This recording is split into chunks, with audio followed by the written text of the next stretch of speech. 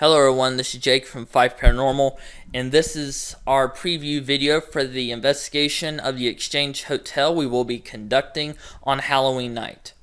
Before I get into the history and haunts of the Exchange Hotel, I'd like to say thank you once again to the people who work at the Exchange Hotel for allowing Fife Paranormal to come in and investigate. It's always been a dream of mine and Chris's to investigate a very active location on Halloween night, and we're very excited to see what happens, because they always say Halloween is supposed to be the one night a year when the veil is thinnest between the two worlds, and it has supposedly the most paranormal activity. So we're curious to see what's going to happen, and this building has a lot of very interesting activity and a lot of very interesting history that goes along with it.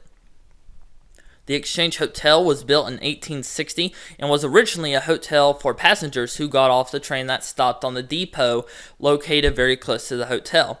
In 1862, it became part of the Gordonsville Receiving Hospital for the Confederacy during the American Civil War, and the Exchange Hotel itself treated wounded and dying soldiers from both sides, which at that time was very different from what most hospitals did on both sides. By the end of the war, more than 70,000 men would be treated there, and over 700 would be buried in the surrounding grounds. Because of this history, the hotel is home to many spirits, mainly from the Civil War era. One of the well-known spirits here is the spirit of Emma, who is a little girl that is frequently photographed and seen on the property. She has also been heard inside the building and on the grounds. There's the ghost of a little boy who worked at the hospital when it was a hospital during the Civil War, and it's said that due to the terrible sights of the wounded and dying during the war, he hung himself from an upstairs window. But the most famous spirit that haunts the Exchange Hotel is the spirit of Anna. She was a slave and worker in the building when it was a hotel shortly before the Civil War, and she has been seen and heard frequently in the summer kitchen building, which is adjacent to the hotel. So a lot of this activity, kind of like the cabin on 360, has to do with the Civil War.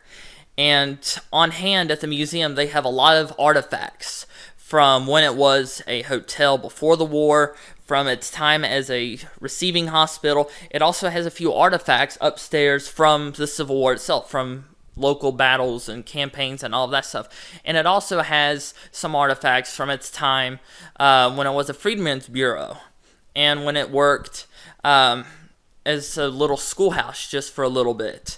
So all of these artifacts, all of these experiences, and just the bodies and just the bloodshed and sadness that this building saw, I know I use the term a lot, but you put that into a blender and you have a very active, very charged location.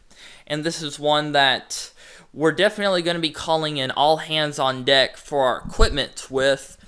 And we've been talking about it. We are going to live stream during the night. We're not exactly sure when and how long we will be live streaming, but at some point we will be live streaming at least once or twice, so keep an eye out for that. We have a lot of friends that have investigated the Exchange Hotel, and all of them have said it is one of the most active locations they've ever investigated. And we've been to the Exchange Hotel twice for Paracons, but we've never investigated it. So this is going to be a really cool first for us, and we definitely cannot wait, because not only is it one of the most active locations in Virginia, but it's going to be on Halloween, supposedly the most active night of the entire year all over the world. So definitely stay tuned for more. Chris and I might do a paranormal discussion sometime throughout the next week and a half leading up to the investigation, kind of like what we did last year when we did the St. Albans Sanatorium event. We did a few paranormal discussions. We might do one, not sure yet, but keep an eye out for that.